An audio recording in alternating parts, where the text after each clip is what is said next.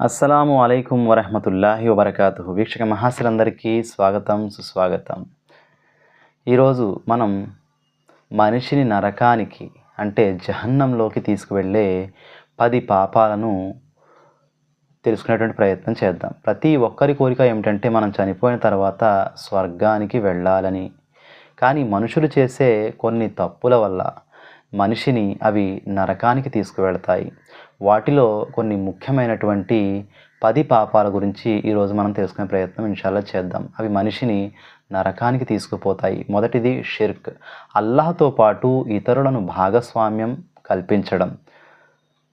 సూర నిసా సూర number 4 ఆయత్ number 48 ప్రకారం అల్లాహ్ తనతో పాటు షిర్క్ చేయడాన్ని ఎన్నటికీ క్షమించడు. షిర్క్ అనేది క్షమించరాని మహాపాపం. షిర్క్ అంటే అల్లాహ్తో పాటు ఇతరులను కూడా భాగస్వామ్యం కల్పించి వారిని కూడా ఆరాధించడం. ఆరాధనలైనా, ప్రార్థనలైనా, నమాజులైనా, కుర్బానీ అయినా ఏదైనా సరే మనం కేవలం అల్లాహ్కు మాత్రమే కేటాయించాలి. షిర్క్ అనేది మనిషిని నేరుగా నరకంలోకి తీసుకువెళుతుంది, శాశ్వత నరకాన్ని ఇప్పిస్తుంది. సహీ బుఖారీ గ్రంథం ప్రకారం 447వ హదీస్ ప్రకారం ప్రవక్త ముహమ్మద్ సల్లల్లాహు అలైహి వసల్లం వారు ఈ విధంగా తెలియజేశారు: షిర్క్ చేసిన వ్యక్తి నేరుగా నరకానికి పోతాడు, అతడు అందులో శాశ్వతంగా ఉంటాడు. రెండవది నమాజును విడిచిపెట్టడం. ఎవరైతే కావాలని నమాజును విడిచిపెట్టేస్తున్నారో వాళ్ళు కుఫ్రు చేసినట్టే అని సహీ ముస్లిం గ్రంథం హదీస్ నెంబర్ 82 మనకు తెలియజేస్తుంది. ఒక ముస్లింగా మనం ఎప్పుడు కూడా నమాజ్ని ఎంత మాత్రమూ వదిలిపెట్టకూడదు. ఎప్పుడైనా అత్యవసర పరిస్థితుల్లో నమాజ్ మిస్ అయితే, అంటే మనకి స్పృహ లేనటువంటి సమయంలో మనకు తెలియకుండా నమాజ్ సమయం దాటిపోతే ఆ తరువాత వాటిని ఖజా చేసుకునే ప్రయత్నం చేయాలి. అంతేగాని నమాజ్ని పూర్తిగా విడిచిపెట్టకూడదు. ఎలాంటి పరిస్థితుల్లో ఉన్నా, ఎక్కడ ఉన్నా మనం తప్పకుండా రోజుకి 5 పూటల నమాజ్ అనేటువంటిది చేయడం మనపై ఉన్నటువంటి ప్రాథమిక బాధ్యత.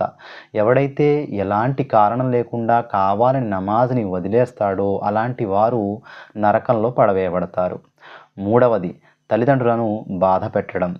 ఖురాన్ సూరే బనీ ఇస్రాయిల్ సూర నెంబర్ 17 ఆయత్ నెంబర్ 23 ప్రకారంగా అల్లాహ్ సుబ్హానహు వ తఆలా ఈ విధంగా తెలియచేయడం జరుగుతుంది: మీరు తల్లిదండ్రులకు విధేయత చూపండి, తల్లిదండ్రులను ఉఫ్ అని కూడా అనకండి. సహీ బుఖారీ గ్రంథంలో హదీస్ నెంబర్ 5975 ప్రకారంగా ప్రవక్త ముహమ్మద్ సల్లల్లాహు అలైహి వసల్లం వారు తల్లిదండ్రులను బాధ పెట్టేవాడు స్వర్గంలోకి ప్రవేశించలేడు అన్నారు. తల్లిదండ్రులు చెప్పిన మాట వినాలి, తల్లిదండ్రులకు విధేయత చూపాలి. తల్లిదండ్రులు తప్ప మన శ్రేయాన్ని కోరుకునేవారు ఎవరుంటారు? ఎవరైతే తల్లిదండ్రులను తిడతారో, తల్లిదండ్రుల మాట వినరో, తల్లిదండ్రులకు అవిధేయత చూపుతారో అలాంటి వారు స్వర్గంలోకి ప్రవేశించలేరని ప్రవక్త ముహమ్మద్ సల్లల్లాహు అలైహి వసల్లం వారు తెలియజేశారు. తల్లిదండ్రులకు విధేయత చూపడం, తల్లిదండ్రుల మాట వినడం, తల్లిదండ్రులను గౌరవించడం చాలా ముఖ్యమైనటువంటి ఆరాధన, చాలా ముఖ్యమైనటువంటి పని ఒక విశ్వాసికి. కాబట్టి దీని విషయంలో ఏమరపాటు గురి కాకూడదు. నాలుగవది జినా అంటే వ్యభిచారం, వివాహేతర సంబంధాలను పెట్టుకోవడం. ఖురాన్లో సూరే బనీ ఇస్రాయిల్ సూర నెంబర్ 17 ఆయత్ నెంబర్ 32 ప్రకారంగా అల్లాహ్ సుబ్హానహు వ తఆలా ఈ విధంగా తెలియచేయడం జరుగుతుంది: మీరు వ్యభిచారం దరిదాపులకు కూడా వెళ్ళకండి. సహీ బుఖారీ గ్రంథం హదీస్ నెంబర్ 2475 ప్రకారం ప్రవక్త ముహమ్మద్ సల్లల్లాహు అలైహి వసల్లం వారు ఈ విధంగా తెలియచేయడం జరిగింది: ఎవరైతే వ్యభిచారం చేస్తారో వాళ్ళు రేపటి రోజున నరకంలో చాలా తీవ్రమైనటువంటి శిక్షను అనుభవిస్తారు. ఈ రోజుల్లో వ్యభిచారం అనేటువంటిది చాలా సర్వసాధారణమైనటువంటి విషయం అయిపోయింది. చాలామంది పెళ్లి చేసుకుని కూడా అక్రమ సంబంధాలు పెట్టుకున్నటువంటి సందర్భాలు కూడా ప్రచార ప్రసార మాధ్యమాల ద్వారా మనం చూస్తూనే ఉన్నాం. వ్యభిచారం అనేది చాలా ఘోరమైనటువంటి పాపం. ఇది కుటుంబాన్ని మరియు సమాజాన్ని విచ్ఛిన్నం చేస్తుంది, నాశనం చేసి పారేస్తుంది. కాబట్టి దీని ఎడల జాగ్రత్తగా ఉండాలి. ఐదవది అన్యాయంగా ఒక ప్రాణాన్ని తీయడం. ఖురాన్లో సూరే మాయిదా సూర నెంబర్ 5 ఆయత్ నెంబర్ 32 ప్రకారం అల్లాహ్ సుబ్హానహు వ తఆలా ఈ విధంగా తెలియచేయడం జరుగుతుంది: ఎవరైతే ఒక మనిషిని అన్యాయంగా చంపుతాడో అతను సమస్త మానవాళిని చంపిన దానితో సమానమైనటువంటి పాపాన్ని మూటగట్టుకుంటాడు. అదే ఎవరైతే ఒక ప్రాణాన్ని కాపాడుతాడో వాడు సమస్త మానవాళి యొక్క ప్రాణాలను కాపాడిన దానితో సమానమైనటువంటి పుణ్యఫలాన్ని మూటగట్టుకుంటాడు. ఇస్లాం ప్రకారం ఒక మనిషిని అన్యాయంగా హత్య చేయడం అనేది చాలా ఘోరమైనటువంటి పాపం. కానీ ఈ రోజుల్లో చిన్న చిన్న కారణాలకే హత్యలు జరిగిపోతున్నాయి.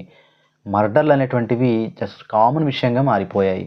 హత్యలు చేయడం అనేది, ఒకరిని అన్యాయంగా చంపడం అనేది మహాపాపం. ఇస్లాం ధర్మం ప్రకారంగా ఎవరైతే అన్యాయంగా హత్య చేస్తారో అలాంటి వారు నరకానికి పోతారు. జాగ్రత్త వహించాలి సోదరులారా. 6వది మంత్ర విద్య మరియు చేతబడులు చేయడం. ఇస్లాం ప్రకారం చేతబడి చేయడం, చేయించడం చాలా ఘోరమైనటువంటి పాపం. చేతబడి చేసేవాడు, చేయించేవాడు ఇద్దరూ కూడా నరకానికి వెళతారు. ఖురాన్ సూరే బకరా సూర నెంబర్ 2 ఆయత్ నెంబర్ 102 ప్రకారం అల్లాహ్ సుబ్హానహు వ తఆలా ఈ విధంగా తెలియజేయడం జరుగుతుంది. వారు మంత్ర విద్య నేర్చుకుని చాలా పెద్ద కుఫ్ర్ అంటే తిరస్కారం చేశారు, అంటే అవిశ్వాసానికి పాల్పడ్డారు. ఈ రోజుల్లో చాలామంది అసూయతో, కోపంతో, ఈర్ష్యా ద్వేషాలతో అన్నదమ్ములను విడగొట్టడానికి, భార్యాభర్తలను విడగొట్టడానికి చేతబడులు చేయిస్తూ ఉన్నారు. ఇది మహాపాపం సోదర మహాశిలరా.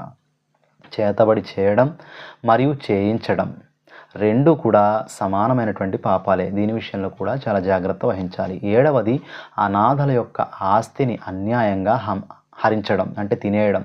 ఖురాన్ సూరే నిసా సూర నెంబర్ 4 ఆయత్ నెంబర్ 10 ప్రకారం అనాథల యొక్క ఆస్తిని తినేవారు తమ యొక్క పొట్టల్లో నరకాగ్నిని నింపుకుంటున్నారు. సునన్ ఇబ్నే మాజా హదీస్ నెంబర్ 3668 ప్రకారంగా అనాథలకు అన్యాయం చేసిన వాడు స్వర్గానికి ఎంత మాత్రమూ పోడు. బలహీనుల యొక్క హక్కును కాజేసిన వాడు చాలా పెద్ద పాపం చేసినవాడు. అన్యాయంగా వేరే వాళ్ళ యొక్క హక్కులను దోచుకోవడం, వాళ్ళ యొక్క హక్కులను హరించడం అనేది ఇస్లాం ధర్మం ప్రకారం మహాపాపం. కాబట్టి ఎప్పుడు కూడా బలహీనుల మీద దౌర్జన్యం చేయకూడదు. కాబట్టి ఎప్పుడు కూడా బలహీనుల యొక్క హక్కులను దోచుకోవడం, బలహీనుల మీద దౌర్జన్యం చేయడం ఇవి మహాపాపాలుగా ఇస్లాం ధర్మం పరిగణించింది. వీటికి పూర్తిగా దూరంగా ఉండే ప్రయత్నం చేయాలి ఇన్షాల్లా.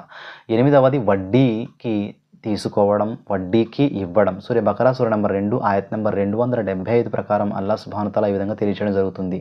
ఎవరైతే వడ్డీ తీసుకుంటున్నారో వారు అల్లాహ్తో యుద్ధానికి దిగుతున్నారు. ఇస్లాం ప్రకారం వడ్డీ అనేది చాలా భయంకరమైనటువంటి పాపం. చాలామంది వడ్డీలకు ధనాన్ని ఇస్తూ ఉంటారు, డబ్బులు ఇచ్చి వడ్డీ తీసుకుంటూ ఉంటారు. అంటే డబ్బు ఇచ్చి డబ్బు ఎక్స్ట్రాగా తీసుకుంటూ ఉంటారు. ఇది చాలా పెద్ద పాపం ఇస్లాం ధర్మం ప్రకారం. సహీ ముస్లిం గ్రంథం 1598వ హదీస్ ప్రకారం వడ్డీ తీసుకునేవాడు, వడ్డీ ఇచ్చేవాడు ఇద్దరూ సమానులే అన్నారు ప్రొఫెసర్ వారు. ఇంకా వడ్డీకి సాక్ష్యం ఉండేవాడు, వడ్డీ రాతలు రాసేవాడు, ఈ నలుగురు కూడా సమానమే అన్నారు. ఇలా మనం వడ్డీ తీసుకున్నా, ఇచ్చినా, వడ్డీ యొక్క మధ్యవర్తిగా సాక్షిగా ఉన్నా, అలాగే వడ్డీ యొక్క రాతపోతలు రాసినప్పుడు కూడా డాక్యుమెంట్స్ ఇవన్నీ కూడా పాపంలో సమానమే అన్నారు ప్రొఫెసర్ వారు. కాబట్టి ఈ వడ్డీ అనేటువంటిది మహాపాపంగా ఇస్లాం ధర్మం చెబుతుంది. ఈ వడ్డీ అనేటువంటిది ఇస్లాం ధర్మం ప్రకారం మహాపాపం. ఎందుకు అంటే పేదవాడి నడ్డి విరిచేటువంటి వడ్డీయే ఈ ధనకాంక్ష, దీని ద్వారా వచ్చేదే వడ్డీ వ్యాపారం. కాబట్టి దీని నుండి కూడా మనం దూరంగా ఉండాలి. 9వది గర్వం మరియు అహంకారం. సూర నహల్ సూర నెంబర్ 16 ఆయత్ నెంబర్ 29 ప్రకారం గర్వం చూపించేటువంటి వారు యొక్క నివాసం నరకం అవుతుంది. సహీ ముస్లిం హదీస్ నెంబర్ 91 ప్రకారంగా కూడా ప్రొఫెసర్ తెలియజేశారు, ఎవరైతే గర్వం అహంకారం చూపిస్తారో వారు ఎంత మాత్రము స్వర్గానికి పోలేరు, అంటే స్వర్గంలో ప్రవేశించలేరు.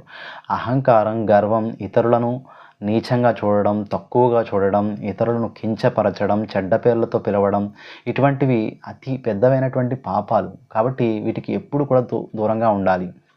అహంకారం అనేటువంటిది మనిషికి ఎంత మాత్రం కూడా ఉండకూడదు. 10వది అబద్ధం మరియు అసత్య సాక్ష్యాలు చెప్పడం. సహీ బుఖారీ హదీస్ నెంబర్ 2654 ప్రకారం ప్రొఫెసర్ వారు ఈ విధంగా తెలియచేయడం జరిగింది, అబద్ధం చెప్పడం అనేది నరకానికి తీసుకుపోతుంది.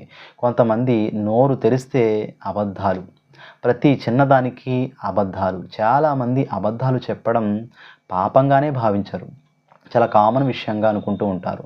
కొంతమంది అబద్ధపు సాక్ష్యాలు కూడా చెబుతూ ఉంటారు. అసత్యమైనటువంటి సాక్ష్యాలను చెప్పడం కామన్గా భావిస్తూ ఉంటారు. అబద్ధాలు చెప్పేవాడైనా, అసత్య సాక్ష్యాలు చెప్పేవాడైనా శాశ్వత నరకానికి గురయ్యేటువంటి ప్రమాదం ఉంటుంది. కాబట్టి ఎప్పుడు మనం నిజాయితీగా ఉండాలి, న్యాయం వైపే ఉండాలి. ఈ విషయం ఎప్పుడు కూడా మరవకూడదు మహాశిలారా, అది మన సోదరుడైనప్పటికి కూడా. 11వది తూనికల్లో తగ్గించి ఇవ్వడం. అంటే చాలామంది ఏం చేస్తూ ఉంటారంటే ఏదైనా వస్తువు కొలిచి ఇచ్చేటప్పుడు కొద్దిగా తగ్గించి మోసం చేసి తక్కువగా ఇస్తూ ఉంటారు. ఏదైనా వస్తువు కొలిచి ఇచ్చేటప్పుడు తగ్గించి ఇవ్వడం అనేది చాలా పెద్ద పాపం. ఎప్పుడు కూడా మనం ఇతరులని మోసం చేయకూడదు. మోసం చేసేవాడు మాలోని వాడు కాదు అన్నారు పౌసరాసిన వారు. ఇక 12వది దొంగతనాలు చేయడం. ఎప్పుడు కూడా దొంగతనాలకు పాల్పడకూడదు, వాటికి దూరంగా ఉండాలి. దొంగతనం ఎంత మాత్రము మనం చేయకూడదు. అది చిన్నదైనా పెద్దదైనా దొంగతనాలు ఎంత మాత్రము చేయకూడదు. ఎందుకంటే చిన్నవాటి నుండి మొదలై పెద్దవాటికి అలవాటైపోతాయి. కాబట్టి ఈ పాపాలు మనిషి జీవితాన్ని కాక పరలోక జీవితాన్ని కూడా నాశనం చేస్తాయి. ఇప్పటి వరకు మనం ఇలాంటివి ఏవైతే పాపాలు చర్చించామో అవి మన జీవితంలో జరిగినట్లయితే తౌబా చేసుకోండి. తెలిసి చేసినా తెలియచేసినప్పుడు కూడా అల్లాహ్ సుబ్హానహు వ తఆలా మన్నించేటువంటి కరుణామయుడు కాబట్టి తౌబా చేసుకుంటే అల్లాహ్ సుబ్హానహు వ తఆలా మన తప్పులను మన్నిస్తాడు. కానీ మరలా మనం దాని జోలికి వెళ్ళకూడదు. మనం నరకం నుండి రక్షించబడాలి అంటే ఈ పాపాలకు తప్పనిసరిగా దూరంగా ఉండాలి. మరి ఇవన్నీ కూడా మనం తెలుసుకోవడానికి గల ప్రధానమైనటువంటి కారణం ఏమిటంటే మనలో ఒక మార్పు అనేటువంటిది సంతరించుకోవాలి. ధర్మాన్ని ప్రేమించాలి, అది ఆచరించే ప్రయత్నం చేయాలి. దీని ద్వారా ప్రపంచంలో ప్రశాంతత, పరలోకంలో శాశ్వతమైనటువంటి స్వర్గం లభించేటువంటి అవకాశం ఉంటుంది. నరకం అనేటువంటిది అత్యంత భయంకరమైనటువంటి నివాసం.